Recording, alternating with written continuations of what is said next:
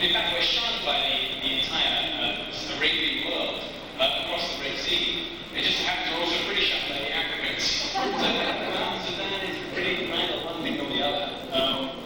So if anything, I probably have some African traits, but I don't know, I couldn't tell you exactly what they were. I'm sure the Nile would be able to do that much better than me, because you can obviously see what's going on. I don't know. What do you think? I can't keep asking that question online, but do you think there's anything that I can have that seems arrogant to you? How about now? Pretend this is a sword.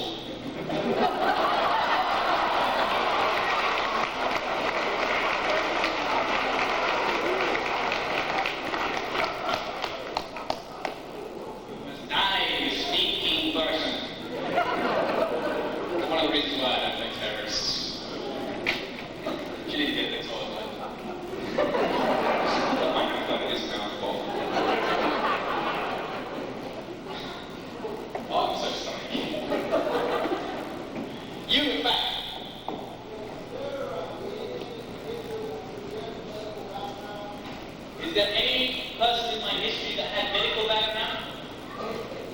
Is that right? Is that what you said? No?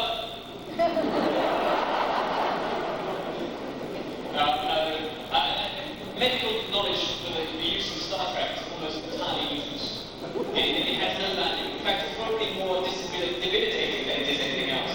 To actually have any medical knowledge, because you spend most of the time looking at the scripts and scratching your head and going, that doesn't make sense. Yeah. Do I ever watch DS9 or any other Star Trek shows? Funnily enough, I don't. I do from time to time. It depends on what's going on. I'm normally at work when the show's on. And on Sunday, we have a tradition of having a meal, and it's always at the time when the show's on. So I never really get to see it. We don't take it. So, but I do tend to see ones in the Nazi, and I'm very keen on seeing those. And I do see some of the ones I'm in. And occasionally I'm in a hotel suite or something like I am here, and this is on TV. And that's the wonderful thing about it being on every night. And one of the good reasons why not to watch it when it comes out is because now, for the rest of my life or whatever, I can go to any hotel and probably see a show that I probably haven't seen before, and I'm pretty happy about it. Because flick channels, you always find it somewhere. You know, they're always there. And it's always fun to guess which one it is. My mother is always ringing and saying, I don't know if you've heard this from the other artists, my mother rings from England and goes, hello darling, hello? I saw the show. I didn't see you in it, though. Wait a minute, was the captain, was he was lovely, very nice man. Was he bald? Yes, he was bald, very nice, very good, very good. And I like the robot. Robot was very good. Alright, I'll tell you what, I'll tell you when it's on, okay? Okay, darling, well, we'll be in it. She doesn't see the show very clearly. So it's very hard for people, especially to know which one is which. Especially, and here too, I've always been told, which Star Trek you want? Deep Space One? I haven't seen that one. There's another Star Trek. Everyone's being really noisy now. People are being really... Yeah. You did some shows in England. Are there any shows that the BBC might have put on PBS here that we might be able to catch? There are shows that I didn't think the BBC have put on PBS here. But like with any show that goes on PBS here, nobody watched them. But they are what? Do you watch? You didn't see them? You didn't? They've both been on a couple of times on PBS. And, what shows are they? One was called Dangerous Man, which was a movie, and another one was called Big Italians. Sorry, I'm making signs to people in the back of the auditorium. I think Henry's telling me hi. Hi. Hi. Madam.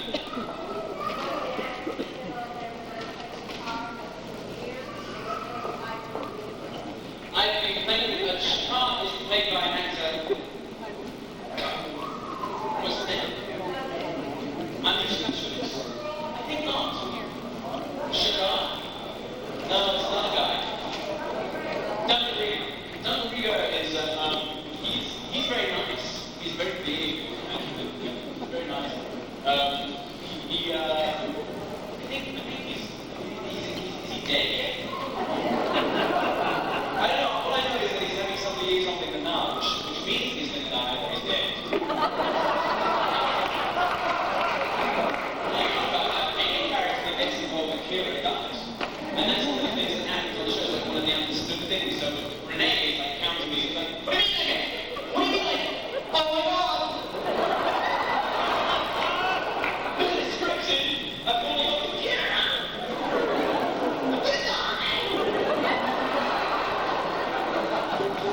What is it? Kira spends, I don't know how many fathers Kira has. Maybe the majority have more than two. But both of them are dead. And the imaginary one and they're all, she's a poor woman. She's like, every time she gets a new script, she's like, okay, alright, but this is interesting. Oh, okay, my father dies. Oh, okay, I cried a lot. Yeah, oh, okay. Every single script that has, my father dies and I cry. Oh, this is yeah, don't worry, that's good. Yeah.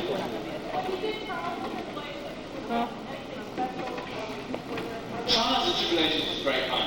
Trials and Tribulations was the show we did where we went on the old Enterprise with Captain Kirk and the old space station there.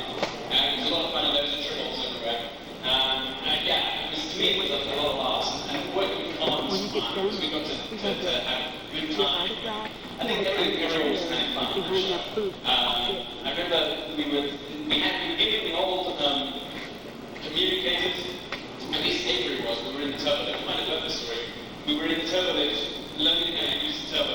Everything we had to learn how to use, we didn't know how to do it. So it was kind of for real. Let's go into the old turbo lift and we're like, oh man, it's pretty simple. Standing into the main turbo lift, we go. We didn't know how to do that. We really didn't. Like, okay, call that. O'Brien, Miles. What's his name? Colin.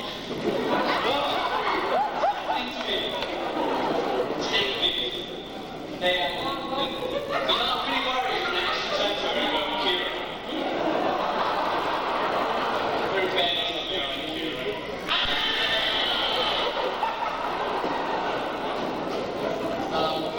Yeah, we were explaining this thing, like, I did this 100,000 times as a kid. It always worked, because I had nothing in my hand. And she was like this, and there was a voice from the side, and then this hand came out. Picked it up and went, and it was George Takei and said, this is how you do it. Standing right there and he showed us what to do. George.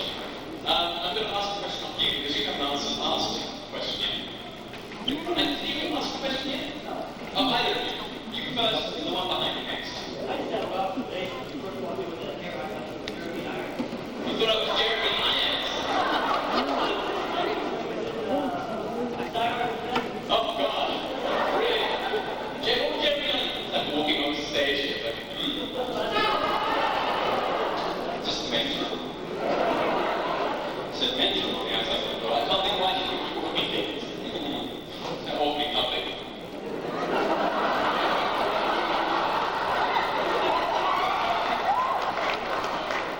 In front of you. I was a huge fan of the original Star Trek, and I did see it when I was a child, and it was kind of like any child for me. I mean, we just loved it. And I would always watch it, but really only grabbed my attention. I don't know if the children here have watched the original Star Trek. Your parents wheeled the original Star Trek out for you, young lady? Because if they do, the only bits that really caught my attention and really made me happy with is when they went away, any other planet I was happy with. When they're on the ship, when you're and then they went out to the planet, ready to die, boom, gone, and which okay,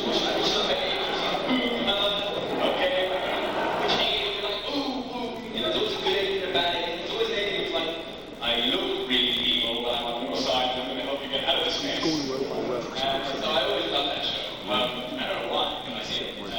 And I've seen it a couple of times recently, and my childhood, the wonderful imagination I had when I was a child, didn't get too much for myself, I wasn't seeing real life, but I did like Next Generation, so that was my deal there. I think I have time for one more question, is that right?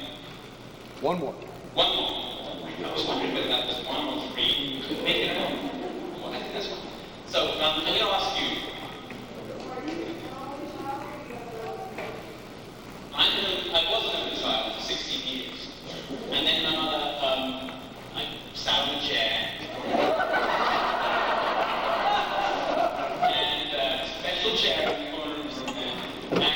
that my brother arrived. And she was so nervous about how to tell me because I was a 16-year-old boy, and I was used to ruling the